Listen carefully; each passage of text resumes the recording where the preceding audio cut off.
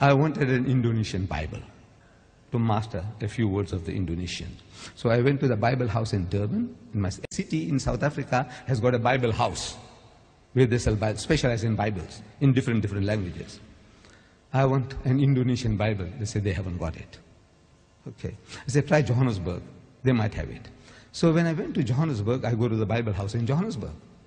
And I go and search for this Indonesian Bible. And I got it. And I'm looking in the shelves, some other books. I see a New Testament, Greek and English. Like we have the Quran, Arabic and English, Greek and English, a New Testament. I took that big volume out and I'm starting to go through that. And the supervisor of the Bible house is watching me. You know, with this funny headgear and this beard. He says, what this guy is doing with all these expensive volumes, because this was an expensive volume which I took down, Greek, English of the New Testament. So he comes up to me, he says, good morning. I said, good morning. He said, what makes you interested in these books? I said, no, I do comparative religion, and I have come across something here in this Greek English of the New Testament that can be of use to me. He found me an interesting character. He said, would you like to have a cup of tea with me? I said, no, I don't mind at all. So he took me into his office. I said, now, you know, we believe in Jesus. And this was something astonishing to this supervisor. And all the supervisors in South Africa of the Bible houses are retired reverends. This was a Reverend Dunkers. He's amazed. I says, you know, we believe in Jesus and in his miraculous birth. And so saying, I started repeating these verses from the Quran.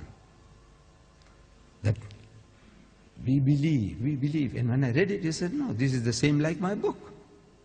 What you are saying now, that when the good news is given to Mary, the mother of Jesus, in the Holy Quran, she says, قَالَتْ رَبِّ أَنَّ يَكُونُ لِي وَلَدٌ وَلَمْ يَمْسَسْنِي بَشَرٌ. She said, oh my Lord, how can I have a child when no man has touched me?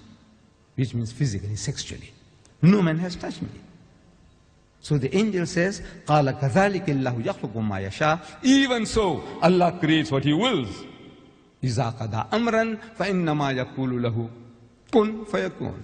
Whenever He decrees a matter, He merely says to it, be, and He wills it and the thing comes into being. So the Reverend says, man, this is the same as my book. I said, yes, on the face of it, it's the same. But if you look at it intently, you'll find the difference between my version and your version is chalk and cheese. You people know chalk and cheese? You know the difference between chalk and cheese? The Canadians didn't know. The Canadians, I'm telling you, when I went to Canada, I spoke about chalk and cheese. They didn't hear that phrase before. We, the English people in South Africa, we know, everybody knows chalk and cheese. Chalk and cheese may look like white, but they say that's poles apart. You can't eat chalk, but you can eat cheese. No? But the Canadians didn't know. The Canadians didn't know. I'm telling you. I don't know whether you people know. Difference between chalk and cheese. The poles are, in other words, poles apart. So they said, how? I said, you know, in the Holy Bible, in the Gospel of St. Luke, we are told when this good news was given to Mary, the mother of Jesus, about the birth of the Holy Son, she says, how can this thing be when I know not a man? In the biblical language, know means sex. No to know means knowing sexually. Not she doesn't know a man. She knows her uncle, her fathers, her neighbors. Surely she knows other men. But no. No in the biblical language means sex. In the Quran it says, no man has touched me. Again, it means not touched me, means had sex. Both the Quran and the Bible are saying the same thing. The replies to them are revealing. In the Holy Bible, the answer to Mary's protest was that the Holy Ghost will come upon thee. I'm reading the Bible to you. Luke. The Holy Ghost will come upon thee, and the power of the Most High will overshadow thee. Now that gives you a mental picture. The Holy Ghost is a person. That's what the Christians say. The Father is a person, the Son is a person, and the Holy Ghost is a person, but they're not three persons, but one person. I don't know whether you heard that expression before. But He's a person. This Holy Ghost will come on Mary. How? See, it gives you in your mind. It makes you think, how? like a man and a woman, like a bull and the cow. How? The Almighty will overshadow her. How? No, it gives you a mental picture. So I'm suggesting that it gives you a mental picture. You know, how? The Holy Ghost will come on her. We know it's a miracle. We agree it's a miracle. But the language that you're using, the language is down-to-earth language. The Quran says, وَإِذَا قَضَى أَمْرًا فَإِنَّمَا يَقُولُ لَهُ كُن فَيَكُونُ.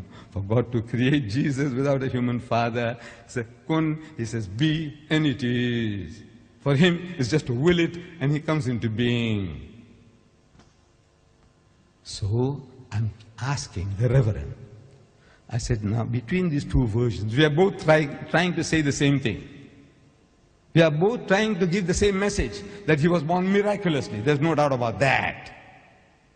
But I said, which version would you prefer to give to your daughter?